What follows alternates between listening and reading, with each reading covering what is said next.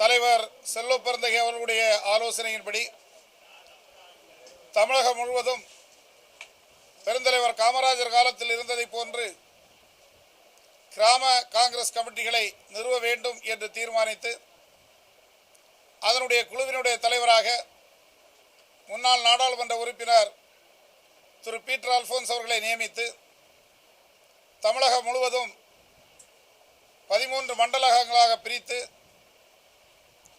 ஒவ்வொரு பாராளுமன்ற தொகுதிக்கும் ஒரு பொறுப்பாளர், ஒவ்வொரு சட்டமன்ற தொகுதிக்கு ஒரு பொறுப்பாளர் என்று நியமித்து தமிழகத்தில் கிராம காங்கிரஸ் அமைக்கும் பணி மிக சிறப்பாக நடைபெற்றுக் கொண்டிருக்கின்றது. திருநெல்வேலி நாடாளுமன்ற தொகுதியை பொறுத்தவரையில் இங்கே பணிகள் 80% அதிகமாக கிராம காங்கிரஸ் கமிட்டியை நியமித்திருக்கின்றோம். அப்படி நியமிக்கப்பட்டவர்களுக்கு இதுவரையிலும் வரலாற்றில் இல்லாத அளவிற்கு QR கோடுடன் கூடிய அடையாள அட்டை காங்கிரஸ் கட்சி வழங்கி வருகிறது. அந்த QR கோடை ஸ்கேன் பண்ணி பார்த்தால் அந்த உறுப்பினருடைய முழு விவரங்களும் அந்த QR கோடிலே தெரிகின்ற அளவிற்கு மிகச் சிறப்பான ஒரு அடையாள அட்டையை வழங்கி வருகின்றது. தமிழகத்தின் பல்வேறுபட்ட மாவட்டங்களில் இந்த பணி தொடர்ந்து நடைபெற்று வருகின்றது.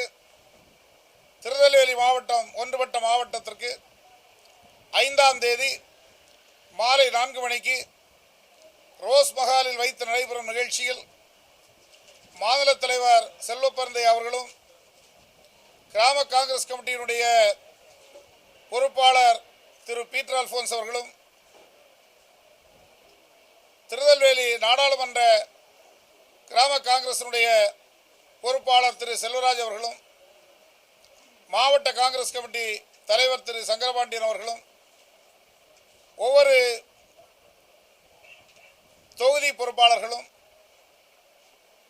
முன்னாள் இந்நாள் நிர்வாகிகளும் சிறப்பாக கலந்து கொண்டு அந்த உறுப்பினர்களுக்கு அடையாள அட்டை வழங்குகிறோம் என்பதை உங்களுக்கு மகிழ்ச்சியுடன் தெரிவித்துக் கொள்கிறேன். தாமிரபரணிக்கு கங்கை நதி போல நிதி ஒதுக்கி மத்திய அரசு சிறப்பா தாமிரபரணியை பராமரிக்கிறதுக்கு உதவி வழங்கணும்னு பாராளுமன்றத்தில் பேசியிருக்கீங்க. அது பற்றிய நிகழ்வுகள் எப்படி இருக்கு சார்? தொகுதி மக்கள் அது குறித்து அறிய ரொம்ப ஆர்வமா இருக்காங்க. மிக நல்ல கேள்வி. நம்முடைய தென்பகுதியினுடைய வற்றாத ஜீவநதியாக தாமிரபரணி இருக்கிறது. அது மாசுபடுவதில் அதிகமாக மோசமாகவும் பல்வேறு ஆக்கிரமிப்புகளின் மூலம் சிறு மழை பெய்தால் கூட பெரும் பாதிப்பை ஏற்படுத்துகின்ற அளவிற்கு, இன்னும் சொல்ல போனால் விவசாயத்திற்கு இந்த தண்ணீரை குடிப்பதற்கு மட்டுமல்ல விவசாயத்திற்கே பயன்படுத்த முடியுமா என்கின்ற கேள்விக்குறியோடு அந்த நதி ஓடி வருகிறது. எனவே அந்த நதியை சுத்தப்படுத்தி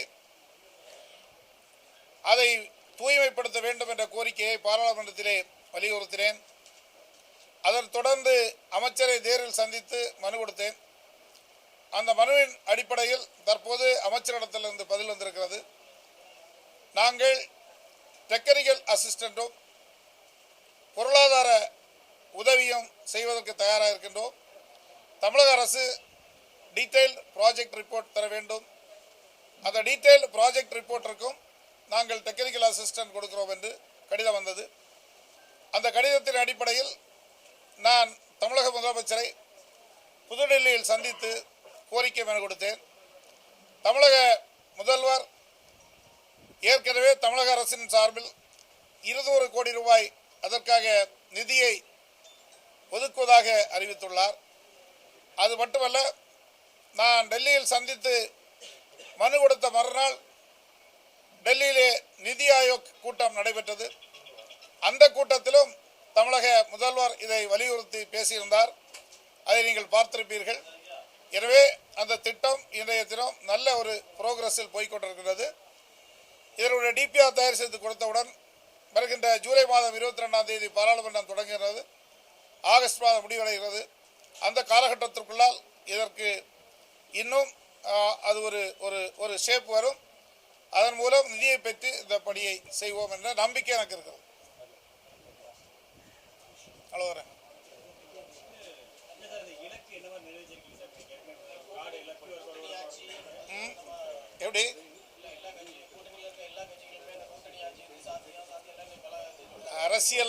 நடத்துவதே ஆட்சிக்கு வருவதற்கு ஆசையோட தான். எல்லாருக்கும் அந்த ஆசை உண்டு. ஆனால் எங்கள் கட்சியை பொறுத்தவரையிலும் அது தலைமை தான் முடிவு செய்யும். கொரோனா காலகட்டத்தில் இந்திய ரயில்வேல பல சலுகைகள் ரத்து செய்யப்பட்டது, முதியோர்களுக்கான சலுகை ரத்து செய்யப்பட்டது. மீண்டும் அதை நடைமுறைக்கு கொண்டு வரது குறித்து எதுவும் பாராளுமன்றத்தில் பேசுவீங்க? ஏற்கனவே பாராளுமன்றத்தில் இது குறித்து நானே மனு கொடுத்திருக்கின்றேன். அதற்கு அவரிடத்திலிருந்து சரியாக பதில் வரவில்லை. உங்களுக்கு தெரியும், பத்திரிகைக்காரர்களுக்கு இருந்த சலுகை கூட பறிபோய்விட்டது. அதை நீங்கள் கேட்பதற்கு தயக்கம் காட்டுகிறீர்கள். பத்திரிகைக்காரர்களுடைய சலுகை பறிபோய்விட்டது, முதியோருடைய சலுகை பறிபோய்விட்டது.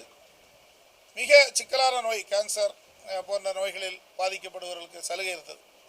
இந்த சலுகையெல்லாம் பறித்து விட்டார்கள். இதை பாராளுமன்றத்தில் நான் மட்டுமல்ல, மற்ற பாராளுமன்ற உறுப்பினர் பலர் சேர்ந்து கேட்டபோது, நாங்கள் இப்போது கொடுக்கின்ற தொகையை மொத்தமே சலுகையில் தான் கொடுக்கிறோம் என்று சொல்லி அமைச்சர் சமாளித்து விட்டார்.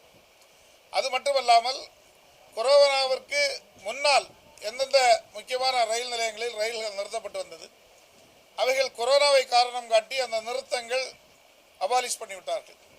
எனவே இப்போது மீண்டும் அந்த இடங்களில் ரயில்களை நிறுத்த வேண்டும் என்ற கோரிக்கையை வலியுறுத்தியிருக்கின்றோம். அந்த கோரிக்கைகளில் பெரும்பாலான கோரிக்கைகள் ரயில்வே போர்டு தான் அதை முடிவு செய்ய வேண்டும். போர்டுக்கு சென்றிருக்கின்றது. அதில் நல்ல ஒரு முடிவு வரும் என்று எதிர்பார்க்கிறேன். ஒரே ஒரு கேள்வி சார், ரயில் பெட்டி கூடுதலா செங்கோட்டைக்கு இணைக்கணும்னு சொன்னீங்க, இணைச்சிருக்கிறாங்க. வந்தே பாரத் ட்ரெயின் வந்து மதுரை வரைக்கும் வரத திருநெல்வேலிக்கு நீட்டிக்கணும்னு கோரிக்கை தொகுதி மக்கள் வச்சிருந்தாங்க. அது என்ன செயல்பாடுடைய நிலைமை? அந்த கோரிக்கையை நான் வலியுறுத்தினேன். அந்த கோரிக்கையில் சில பிரச்சனைகள் எழுந்தது. காரணம், மதுரையை சார்ந்த மக்கள் அதற்கு எதிர்ப்பு தெரிவிக்கிறார்கள். உண்மை அதுதான். ஏன்னா திருநெல்வேலியில் கொண்டு வந்தால் இங்கேயே அது புல்லாயிரம் புக்காயிரம், எங்களுக்கு இருக்கின்ற ஒரே வாய்ப்பு பறிபோகிறது என்று அவர்கள் எதிர்ப்பு தெரிவித்ததால் அந்த திட்டம் உடனடியாக நிறைவேற்றப்படவில்லை. ஆனால் நான் நெல்லையிலிருந்து சென்னைக்கு புதிய ஒரு ரயில் கட்டிருக்கின்றேன். அதனுடைய ஒரு வெள்ளோட்டமாகத்தான் கடந்த மாதம் ஒரு நாள் ஸ்பெஷல் ட்ரெயின் இயக்கினார்கள். இதெல்லாம் பத்திரிகைக்காரங்க வெளியே சொல்ல மாட்டேங்கிறீங்க, நீ இதை சொல்லணும். ஒரு நாள் வெள்ளோட்டமாக ஒரு நாள் ரயில் இயக்கினார்கள். அந்த ரயில் மிக மிக சக்ஸஸ்ஃபுல்லாக ஓடியது. அதைத் தொடர்ந்து நான் ஜிஎம்ஐ சந்தித்து அந்த ரயிலை தொடர்ந்து எல்லா நாட்களிலும் இயக்க வேண்டும் என்று கோரிக்கை வைத்தேன். அவர் பரிசீலிப்பதாக சொல்லியிருக்கின்றார். அதோடு முடிந்து விடாது. அந்த ரயிலில் அதிகமாக கூட்டம் வந்ததால் நான் தொடர்ந்து அமைச்சரை சந்தித்து, ரயில்வே போர்டு சேர்மனை சந்தித்து, முழு நேர ரயில் நெல்லை டு சென்னை வாங்கி தருவதற்கான முயற்சி எடுத்தேன். நன்றி. சந்திப்பு வந்து அரசியலுக்கான ஒரு இதா இருக்கலாம், அது அரசியல் இல்லாம பார்க்க முடியாத சந்திப்பு அப்படின்னு சொல்லி தமிழக பாஜக மாநில தலைவர் விமர்சனம் பண்ணியிருக்காரு. இது எங்க மாநில தலைவர் செல்வ பிறந்த இடத்தில் கேட்க வேண்டும்.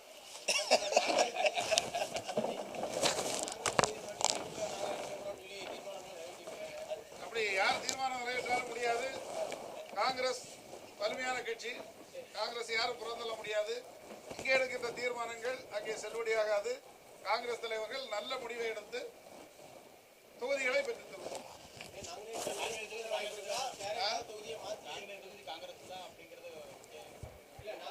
அந்த முடிவெல்லாம் தலைமை தான் எடுக்கும். நான் ஒரு பாராளுமன்ற உறுப்பினராக இருந்து காங்கிரஸ் கட்சிக்கு எந்த தொகுதிகள் கிடைக்கிறது, எத்தனை தொகுதிகள் கிடைக்கிறது என்கின்ற முடிவை நான் சொல்லுகின்ற இடத்தில் இல்லை. ஆனால் மிகப்பெரிய நம்பிக்கை எங்கள் காங்கிரஸ் கட்சி தலைவர்கள் மீது இருக்கின்றது. நல்ல தொகுதிகளை பெற்று மீண்டும் தமிழகத்தில் இந்த ஆட்சி 200 இடங்களை குறையாமல் பெற்று ஆட்சி அமைக்கும் என்பதை மட்டும் உறுதியாக சொல்ல முடியும்.